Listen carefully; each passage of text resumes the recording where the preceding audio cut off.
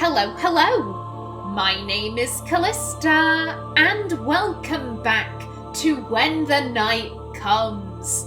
In the last episode, we got our mission from Harry. We are to go and speak with the Woodridge twins about what they know, and after that, we're just going to see where our gut takes us, see what we can find out there. Now, once you've spoken to them, I suggest just going where your gut tells you. There are plenty of other Lunarians for you to get to know, so just take today to really find your feet. I must meet with August and some of the other generals now, but please report back to us in the morning. Unless you find any damning evidence, of course, in which case, report back immediately. Got it. I nod, glancing over at my superior who has taken it upon themselves to dive headfirst into yet another pile of paperwork. Trust no one, right? Not a bloody soul. Suspect everyone. Question everything. Can do. I close the door behind me, leaving August and Harry with their discussion. I feel a bit overwhelmed, but ready. Ready to finally start my investigation and to hopefully end all of this chaos. I take a deep breath and straighten my clothes, feeling ruffled from both that initial heated encounter and the brief but semi-informative conversation with the Lieutenant General. As I turn to leave, I spot Piper leaning against the wall. She looks stoic, her gaze fixed on the floor, but she perks up when she spots me approaching.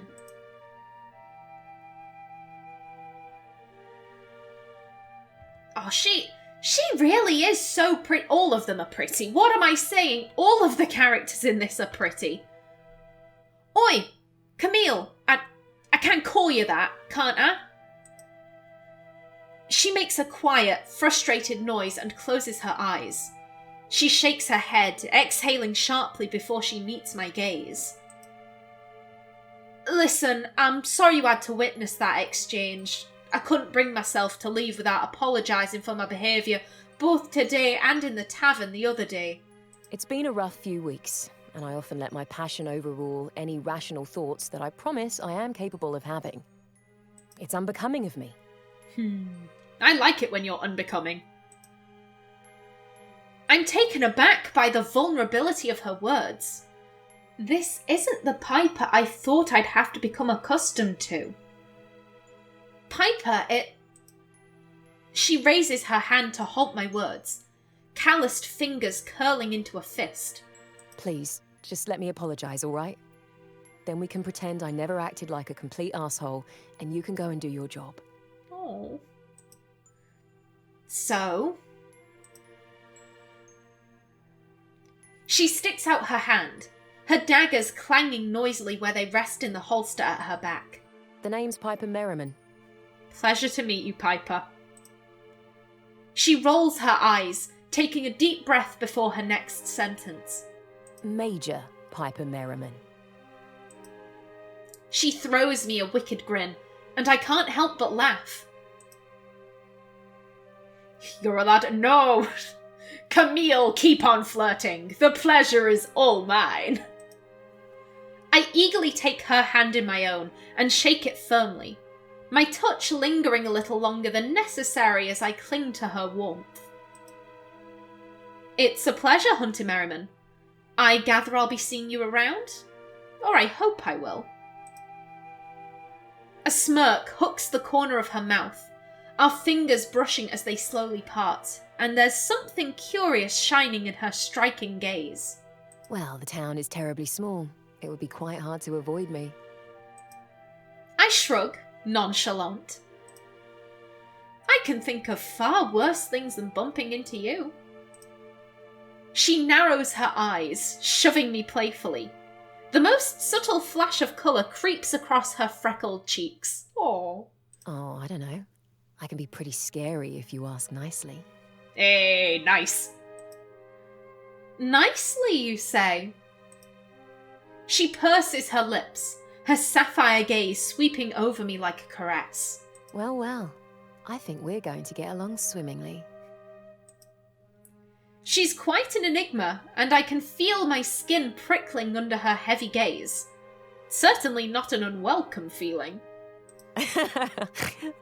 She snorts a laugh, the sound wholly inelegant, but charming nonetheless. What's so funny? She narrows her gaze, shifting from one foot to the other as if she has excess energy to dispel. Oh, nothing much. Just didn't expect you to be quite so... interesting, I suppose. I feign offence, and her answering laugh is magical. I'll just have to prove myself then, won't I? That you will. Piper glances at the clock before turning back to me with a roll of her eyes. Oh, I better get going. I have an inevitably worthless mission to get on with. People in this town are adept at mistaking common house cats for ghastly creatures. Must be something in the water. I should go too. Yeah, of course. Now off you go. Save Lunaris and all that. I'll see you around, Camille. She turns on her heel and heads for the exit, pulling her chestnut hair up into a messy bun as she goes. I gather my wits, checking my supplies and weapons, adjusting my armor. It's time to begin. It's a strangely beautiful day in Lunaris, regardless of the biting cold. The sky is clear, and the cobbled streets are abuzz with the smiling faces of townsfolk strolling to the local market with empty baskets and full pockets. There's certainly a different vibe to the last time I walked this street. No panic, no haste. As I draw nearer to the centre of town, I see that imposing white building. Scarlet flags sway in the wind on the roof, but as I look closer, I can see that they're tattered and dirtied. The twins may very well be human, but the way my stomach drops and twists as I approach the weathered wooden door tells me I might be shocked by what I'll find inside.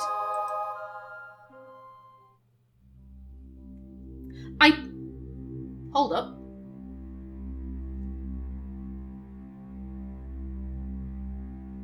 I'm sorry, I'm just listening to the music. Was this in the Arcana? It sounds... If it wasn't, it sounds damn familiar.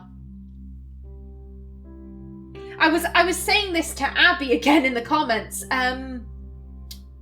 The art style for When the Night Comes and the Arcana look very similar because I believe an artist who works for Lunaris Games used to work for the people who made the Arcana. Ezra's design is actually a scrap design for Azra, actually. I wouldn't be surprised if they used the same music as well. It just gave me like a flashback. I was like, ooh, okay. I push open the heavy doors, and the sight that I'm met with snatches the breath from my lungs. This place is huge. Its domed ceiling was seemingly once decorated with an intricate painting, but the layers have cracked and peeled over time, and nothing more than the remnant of what looks like a starry night sky clings to it. The furniture is caked with a thick layer of dust, and the pews are in disarray and covered with strange etchings that look like they've been carved into the cheap wood with a blunt nail. There's a lot to take in, but I'm not here to scour this ruin for evidence. I'm here to talk to its inhabitants. The dread that's now firmly seated in the pit of my stomach churns violently, but it's something old, something that lingers. I anticipate that I might find a lot more than I'm bargaining for if I truly desire, but I need to focus. I need to find the Woodridge twins. As if by magic, two pairs of Let's try that again. As if by magic, 2 pairs of startlingly bright blue eyes emerge from the shadows near the destroyed pulpit. Which one are you? Which one are you? I'm gonna assume it's the lady. That is a very nice corset she has on. I actually have one rather similar. Ooh. Hello, Hunter. We were expecting you. To say that they're unusual would be an understatement, and they're not at all what I expected. Question them immediately, start slow. Ooh. Harry did say that they like to play games. Actually, did he say they like to play games, or did he say that the girl liked to play games?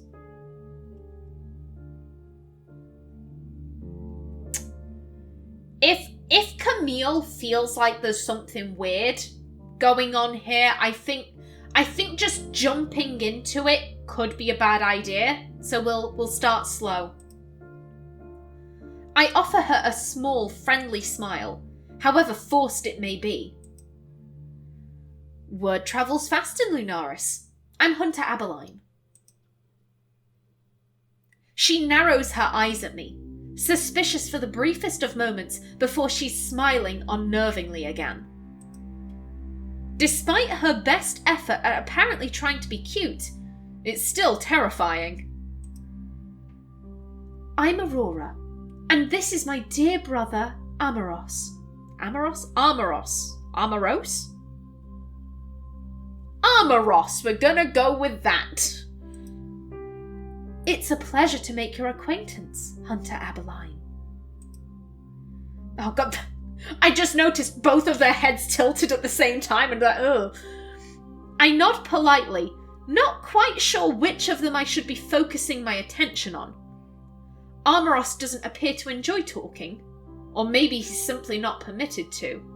His overbearing sister is clearly the leader of the two. Address Aurora, address Amoros. Ooh.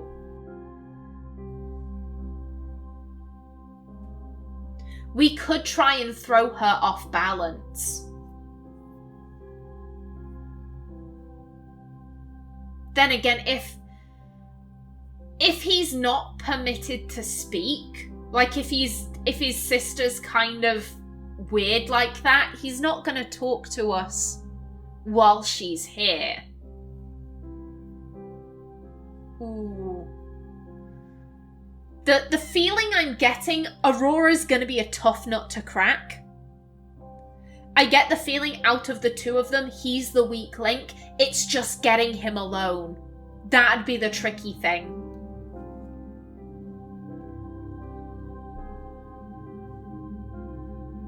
I think Camille wants to push Aurora's buttons.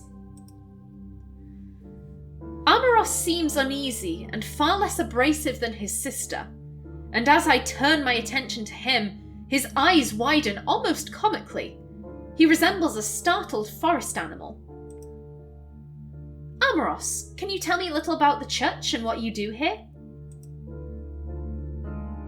His mouth twists into a dissatisfied snarl, but as he begins to speak, Aurora swiftly interrupts him. Amoros, we haven't even offered our visitor a drink. Such a terrible first impression we must have given you, Hunter Aberline. Amoros sighs loudly, giving up without a fight. I'm fine, thank you. I'd really just like to ask you a few things so I can be on my way. What is the Ibeck? What do you know about the murders? Yeah, I kind of want to know what this place is. If they've already been questioned about the murders, and they have an alibi, then surely that information would be written down somewhere. So I'm slightly more interested to know what exactly they're doing. I clear my throat, trying not to be distracted by their unnatural stillness. Can you explain to me what you do and why? They share a look, and Almaros nods once under his sister's ice-cold gaze. Our purpose is simple. We spread the word of the night, of those that are oppressed and murdered in cold blood. And who exactly are the oppressed? She giggles, the sound musical but edging on maniacal. The creatures, of course. I look at Almaros and he drops his gaze, colour sweeping across his pale cheeks. Is my answer not satisfying, Hunter Abeline? Surely you know that the institution that you serve brings harm to innocents? That the creatures that you kill are nothing more than confused and lost, merely looking for salvation? I pause, carefully contemplating my response. My adult life has consisted of seeing bloodthirsty creatures trying to mindlessly murder innocent people, and in turn trying to kill me as I protect them.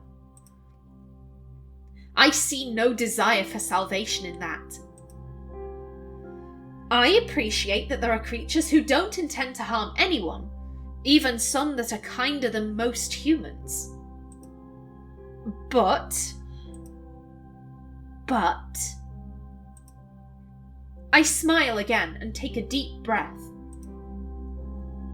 But I cannot bring myself to understand how you can so blindly support the slaughter of your own people.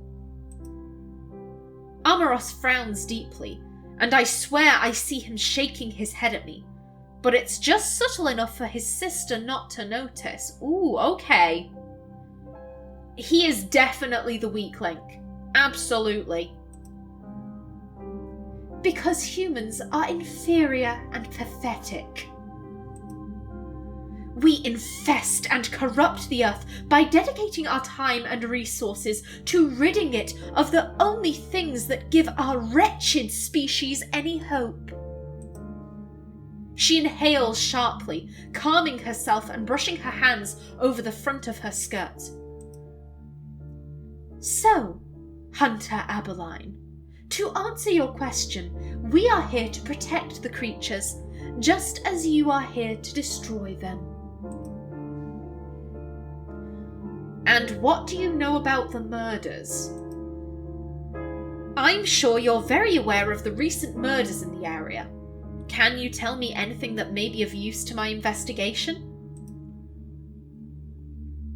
Aurora steals her gaze, Aurora steals her gaze, unblinking, her fingers clasped tightly in front of her. We saw nothing, and we have an alibi. I look at Almaros. Oh shit, that was him! Whoops! Let's go back. We saw nothing, and we have an alibi.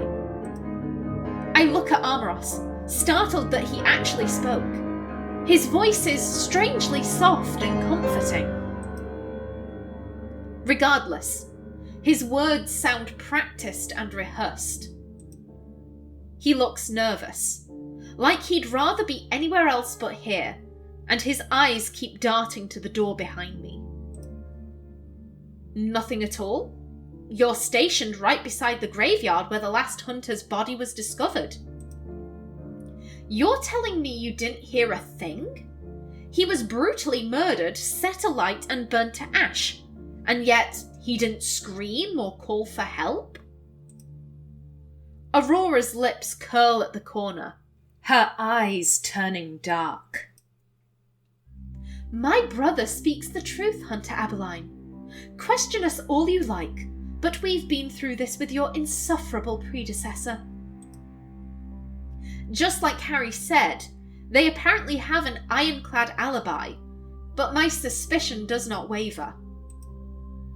I nod once, noticing Almaros's gaze burning into me, and though I cannot gauge how he's feeling, my gut tells me he has something to say. Something he wouldn't dare to with his sister by his side. Like he's scared. I'm starting to feel like Harry sent me here just to unnerve me. Surely he knew this is what I would be faced with. I still have little to nothing to work with here, and as the twins continue to stare me down, I think about his parting words. Suspect everyone, question everything. You truly have nothing else to say regarding the situation?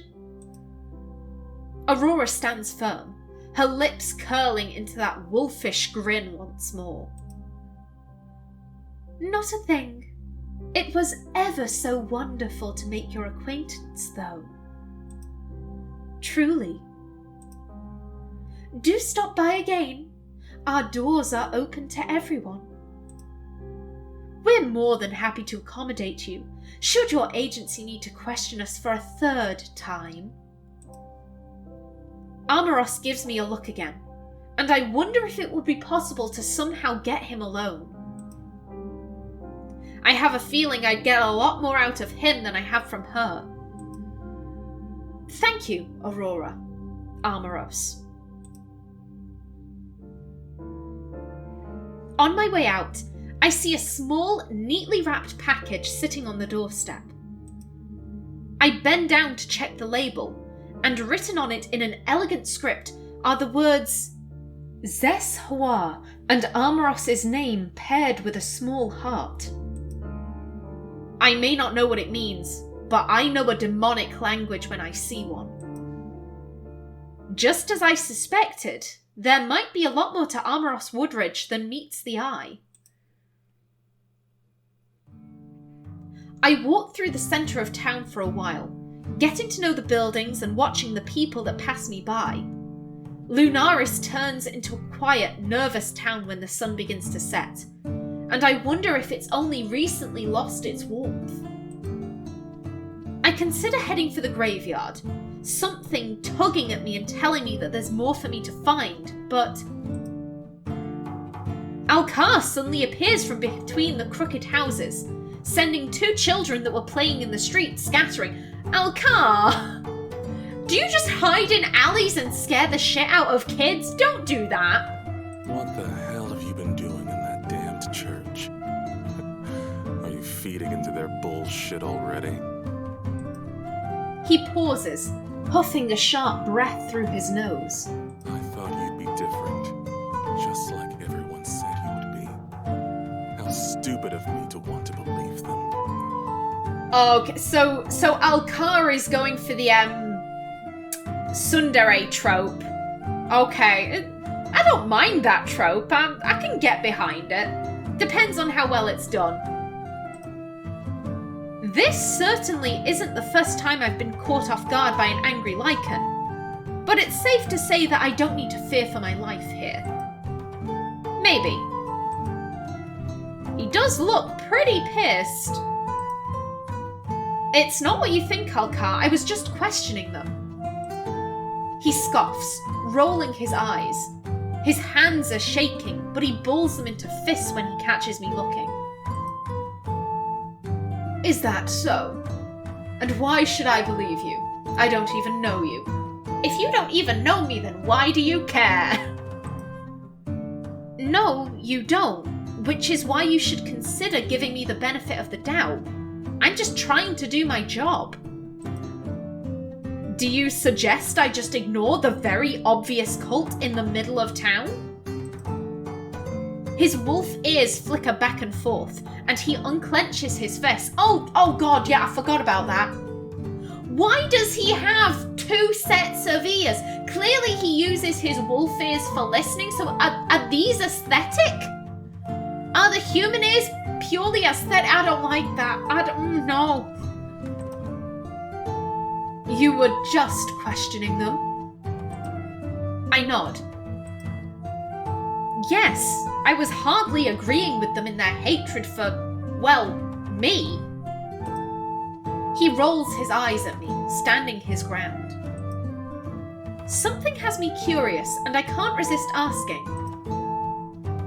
They want to protect you from the likes of me. So why do you despise them so much? Because they couldn't care less about those of us that don't enjoy killing humans mindlessly. Because we're not real creatures if we stay out of trouble and befriend humans or each other.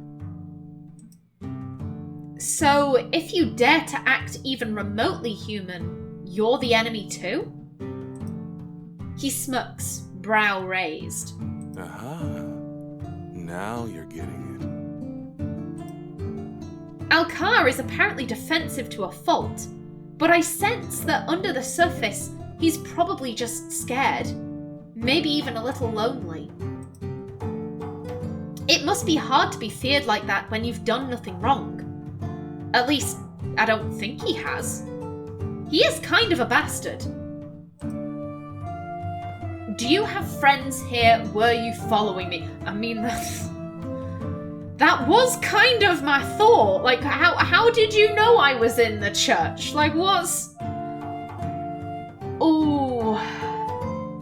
This seems kind of rude. Just like, do you have any friends? Anyone? This was actually my first thought, so I think I'm gonna go with this. Alcar, were you following me? He bristles, frowning deeply. Don't flatter yourself. I can just smell the twins a mile away. I just like to keep an eye on things. Especially them. And especially strange new hunters who appear out of nowhere. Then proceed to hang out with those creeps. So you were following me. Well, cross my heart and hope to die. My visit was innocent. I would be careful making that statement here. Someone might take you up on it. I laugh, but he's probably right. So, you just happened to conveniently be hiding in an alley to jump out on me then? Something like that, yeah. A moment passes, and Alcar restlessly shifts from one foot to the other. He doesn't seem incredibly satisfied with my answer about questioning the twins, but I can't really do much more to convince him. Nor do I care to right now. So, where are you heading now? Do you live nearby? He narrows his eyes at me, clearly contemplating if he wants to divulge such information. Why? More flirting. Can't I just try to get to know you a little better? And why would you want to do that? I offer him a smile as I shake my head, incredulous that he so obviously suspects the worst from everyone. Because I think there's more to you than meets the eye. Am I not allowed to be curious? He narrows those vivid scarlet eyes, meeting my gaze and holding it. I suppose you are. He continues to stare me down, taking a tentative step closer. So, if I did let you get to know me a little better, what then?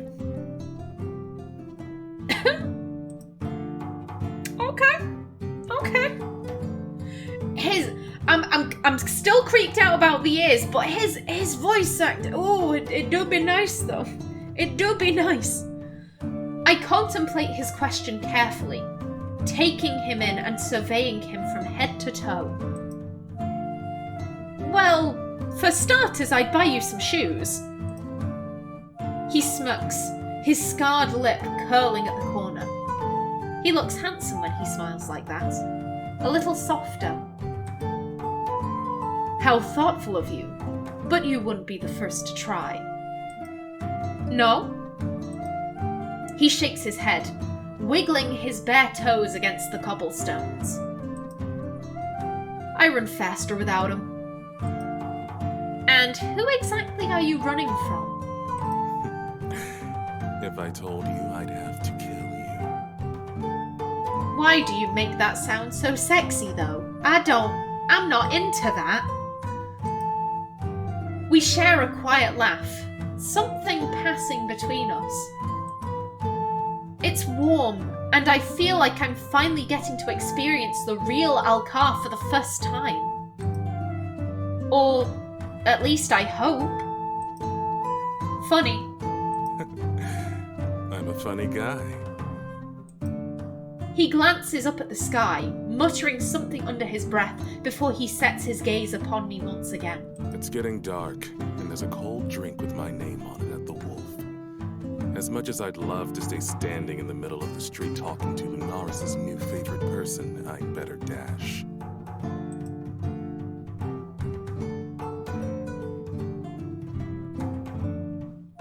Again, more thumbnail options, thank you.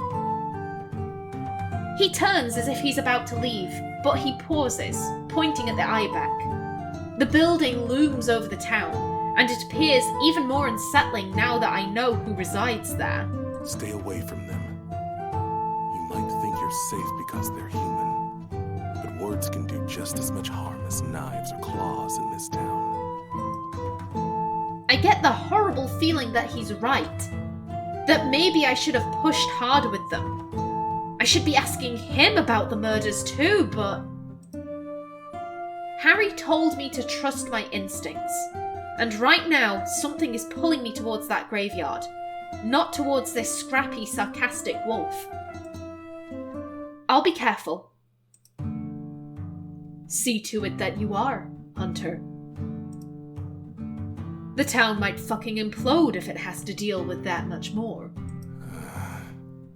He makes a dismissive noise, scowling at me, but he's unable to mask his obvious worry for my well-being. Not that I care. Oh, you tsundere boy, you, oh. Anyway, I'll see you around. He offers me a half-arsed wave, paired with a decidedly mischievous grin.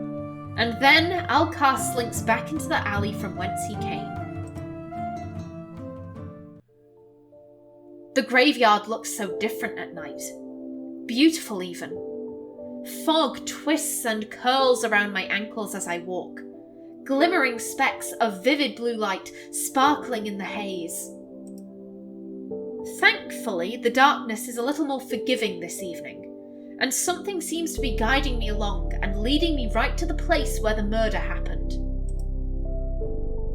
I'm hoping that I might be able to get a clearer idea of what transpired here that night, now that I know who he was. Or what he was. Possibly a chimera. For filing, Piper Merriman. Dear sirs or madams or peoples, there's a vicious beast outside our farms northeast of Lunaris. Every night it yowl and howl, scaring our cattle and our baby. The baby in turn cried until I, this being my 5th child, still cannot sleep. My husband is otherwise also irritated and on edge. We are all very on edge. The beast is vicious, mean and loud. I chanced to spy it once using the loo after dark. It got a fearsome face, or 3 of them. I saw shadowy heads near our fence line. It's huge. You must get it, or I fear we will be eaten by it before moon turn. Many, many thanks. Rancher Bertha Simone. Likely not as fearsome as she imagined if they heard it and are still breathing. Besides, our hunters passed through that area on patrol just 2 weeks ago and reported nothing. Still, it can't be dismissed as hearsay. Investigate it. A. Willenheim. August. Made it here last night in the middle of that freak thunderstorm. Rancher Bertha seriously does have 5 offspring in here, counting the baby, and they talked so loudly I'm wondering if she didn't just get pranked by them. Can't investigate shit in this weather, but I don't sense anything unusual. Bertha and her husband are 1 step away from nailing my sash to the door to stop me from leaving though, so I'll stay and make sure whatever it is found. In the meantime, I hope this letter makes it to you. If it doesn't work, well, nothing lost. If it does, I'll have something more substantial in my report than "I lived, bitch." Piper. Yes, the message spell worked. You really wasted such an expensive prototype on that kind of report. I expect a more formal debrief when you return. A. Willenheim. Willenheim. Guess what made the awful noises? The Chimera awful noises. Guess. A fucking cat. And her kittens. Waste of time as usual. Piper. Stop wasting paper. A. Willenheim. And I think I'm going to end the episode right here, so please remember to like if you enjoyed, leave a comment below, and if you wanted to subscribe, it would be very much appreciated. I've been Callista. Thanks for watching, and see you in the next episode.